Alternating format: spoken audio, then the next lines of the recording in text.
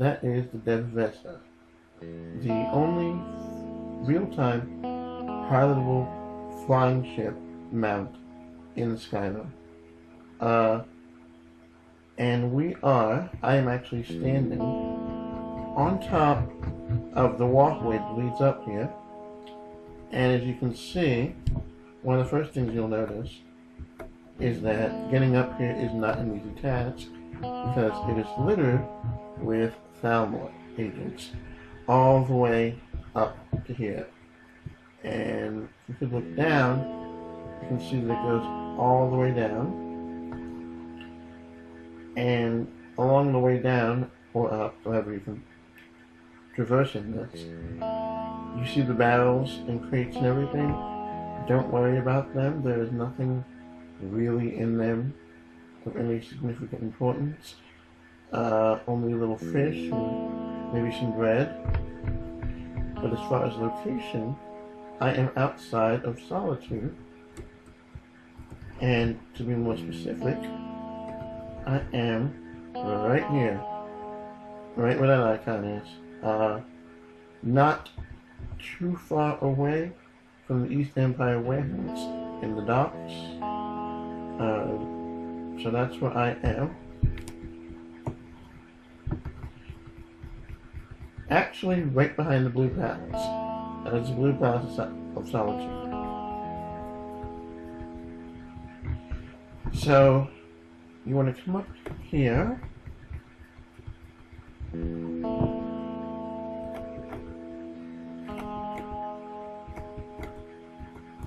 Now, in this barrel right here, you need to pick up the Dev Aveza config book. That is how we control the ship. And in here is really nothing of significance. Some gold. This item will always change whenever the Dev Aveza spawns. So it's always something different, but it's usually a magical item of dwarven nature. Armor which we don't need. So, that being said, on to the ship. Now, the first thing to note about the Aveza is that it is not only just a mount to get from point A to point B, but it's actually a livable home.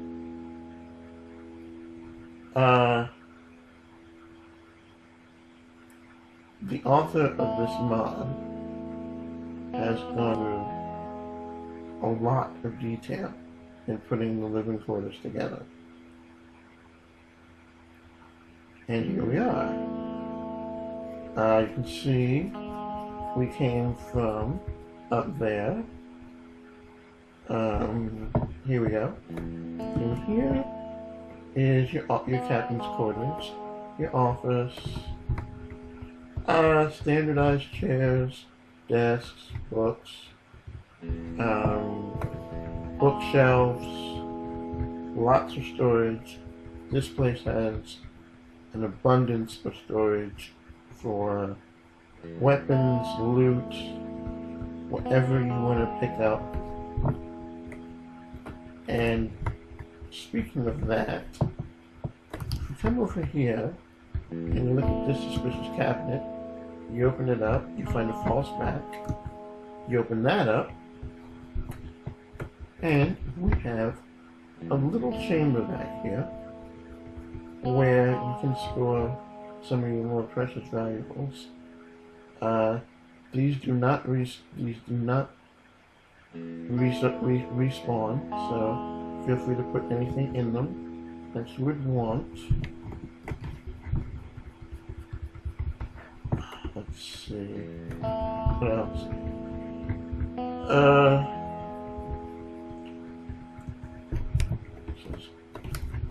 This one, you open it up and it's a weapons rack. Not that exciting. If we come over here, you'll see more weapon racks, more more weapon racks. A little dining room area. Weapon racks on the wall. Mannequins. This is the bedroom area. Again, nothing exciting. Your standardized bed. Wardrobe comes filled with some minor gold, some minor clothes. Both of these are filled with the same thing. Again, more weapon racks. And I'll demonstrate. These do actually work. See? There you go.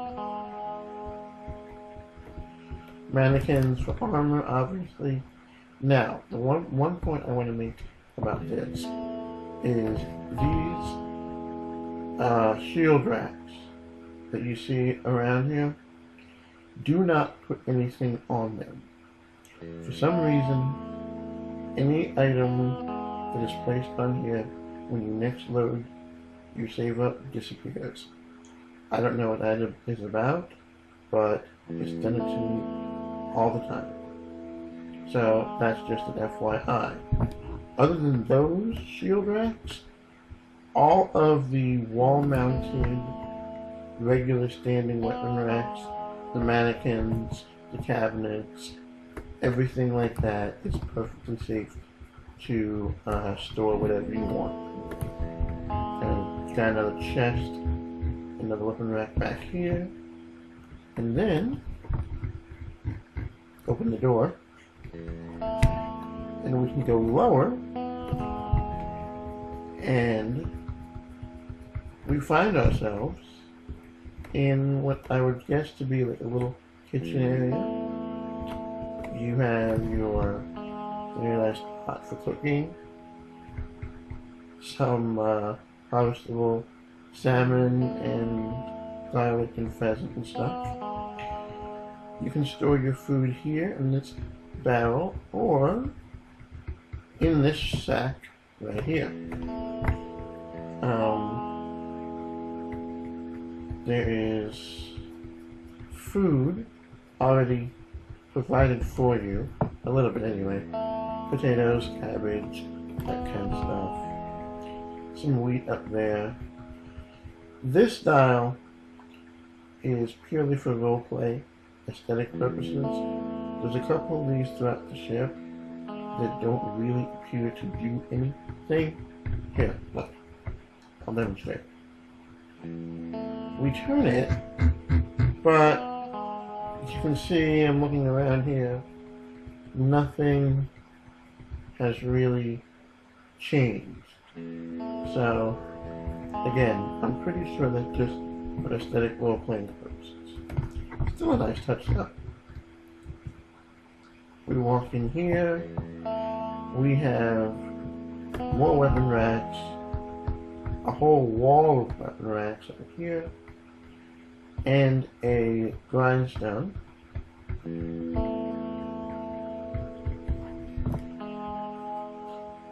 We come over here, we open this room up, and we have a quasi engine room slash smithing area. So there is your anvil. This, believe it or not, is your smelter. Again, dials, and your workbench over there. You have your Dwemer engine, kind of powering everything out. Let's see. In here, we have beds for your crew. Again, kind of purely aesthetic, role-playing purposes. Brings me to one other point, is that this place is not at all nav-matched. I'll say it again. This is not nav-matched at all. So, if your companions, if you bring your companions in here, and you start to move the ship, they will fall through. before. And the author does not appear to be fixing that anytime soon. But again, when you take into account just how much detail went into this ship, it's really not a big warp. And that's pretty much everything we have for the downstairs area. We come back up here. Let's see. Close the door.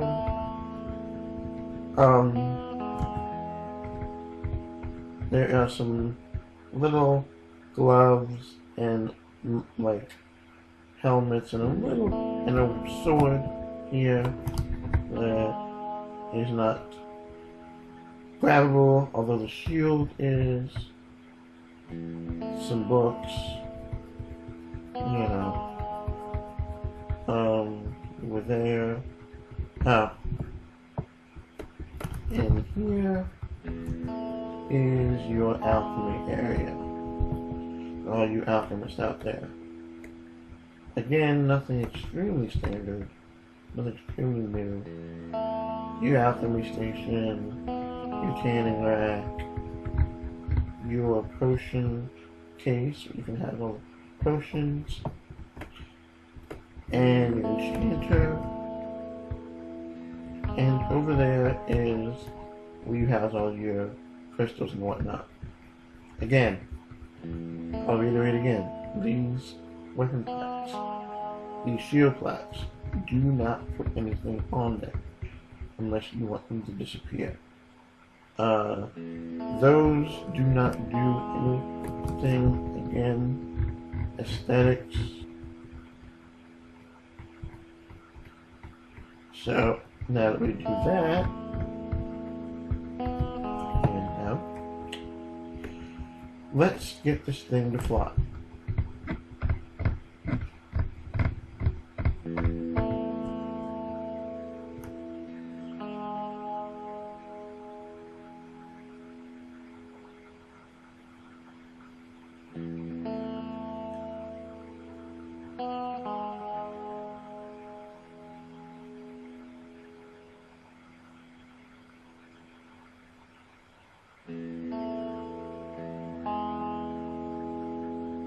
Alright. Now, the book we got from that battle allows us to configure what buttons you want to use to control the ship. Here we go.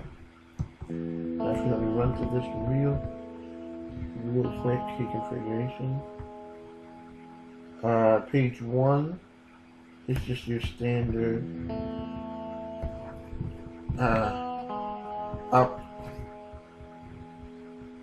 down, left, right controls. And page 2, which I'll show you in a moment, allows you to control the handbrake, which is used for landing, and the dismount, which again is used for landing.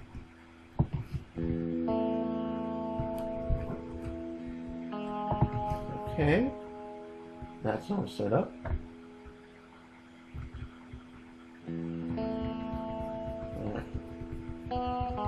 Steering wheel over here.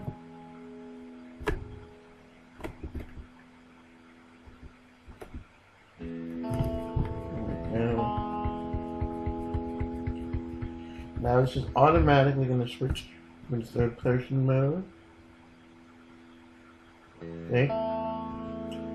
Whenever you activate or deactivate the ship, you will hear a little on deck bell to let you know that your command is received. And off to a little shaky start, we are off. Now, as you can see here, pretty smooth sailing, or flying rather. can turn with ease. Couple points I want to make clear about the ship. As far as the world itself is concerned, the ship is not collision proof. So in other words, when you land, or when you run into a mountain or a forest or something, it's literally gonna push. You are literally gonna go right through that mountain and forest. Graphically, it's gonna clip, but that doesn't affect the actual game or the ship or the mod or anything like that. It's another thing that the author is just apparently has elected to leave as is. Let's see, what else? Around Skyrim, the author has placed sky docks, which are not unlike the one we just left out of Solitude, which are decks way up on the side of the mountains and cliffs and stuff to allow you to literally dock like you would a regular ship, except way up in the air. Now they're scattered all over Skyrim in the major cities, so I don't really want to take the time to show you each and every one, because they all look pretty much like the one in Solitude.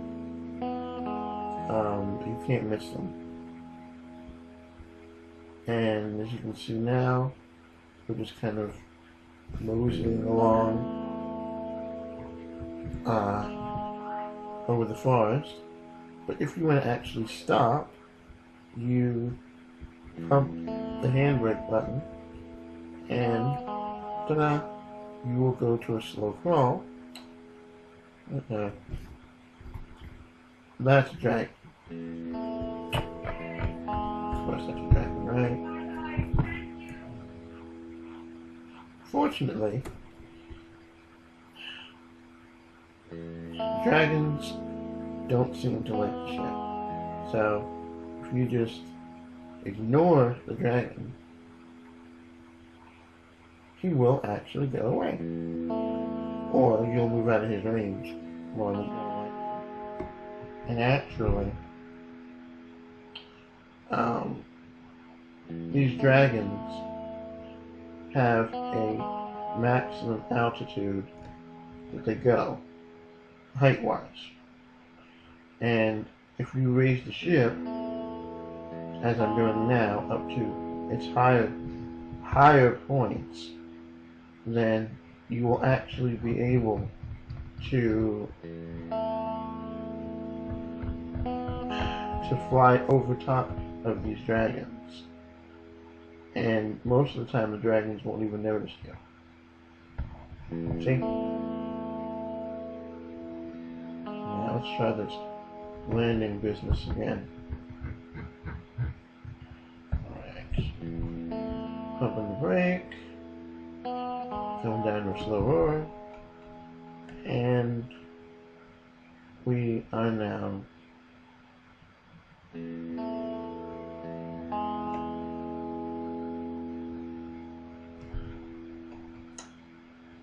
hovering just above the town. One of the neat things I want to show you too is most of this mod has a rope ladder which allows you to get off the ship. But if you look up at the left hand corner of the screen, watch. See? Altitude exceeds playable level. And that means that the mod will not let you drop that ladder when you're too high up off the ground, because you'll fall off the ladder and die. So the mod's just kind of looking out for you there. We will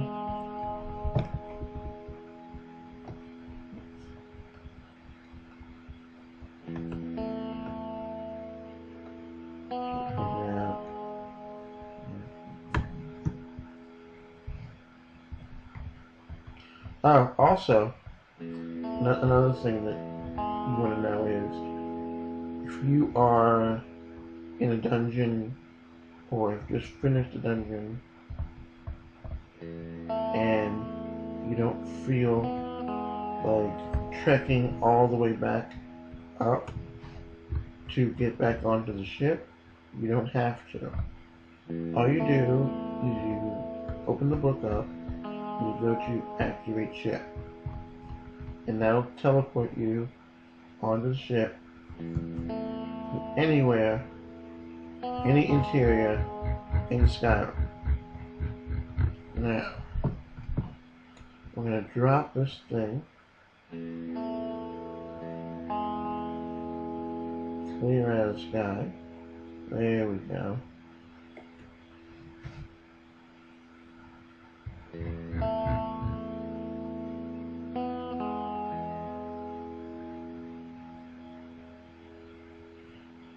If you want to use the sky docks, you have to pull up parallel with the actual dock and drop the plank, which I'll show you as soon as we land.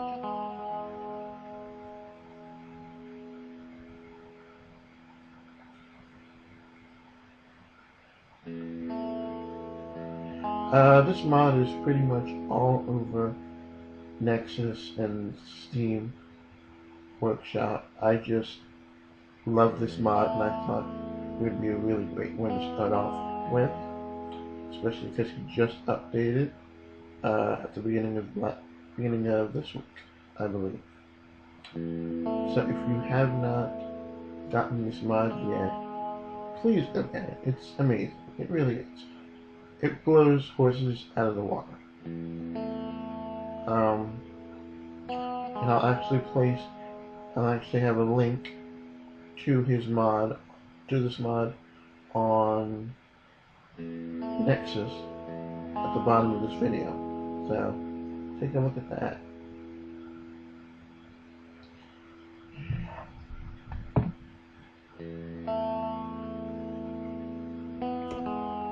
There we go.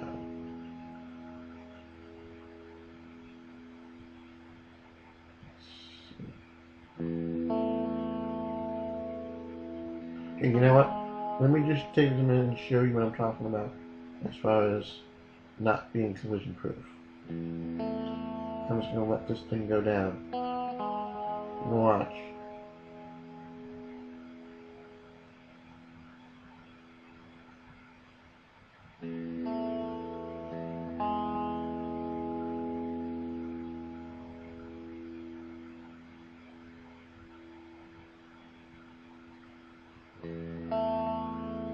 See?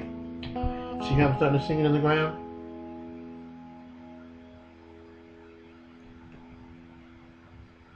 Completely not collision proof, but still awesome. Yeah, we should be good with that.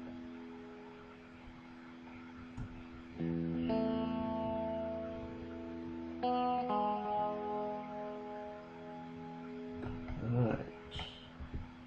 Now, the plank that I was referring to is over here.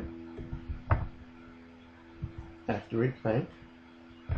And there it is. You're going to want to put that parallel right up alongside the dock and drop it. Then you'll be able to walk on and off the ship. And the rope ladder that I was talking about is over here. Again. Now watch the left hand side. See? Elevation is within limits. Deploying ladder. And ta-da! We get off the ship. And there's the ship, there's the ladder. Now, no NPCs or anything will ever climb up here. So you are completely safe as far as having NPCs wandering around your living quarters. And I know that's an issue in some mods, but not in this one. Other than that, that is pretty much what I wanted to show you for today. Thank you so much for viewing this. I am the Broke Gamer, and I will be doing this every week, or perhaps more, depending upon how you guys receive me. Like me, hit the little button on the bottom of this video that says like. Other than that, I'm signing off. Peace, love, and games.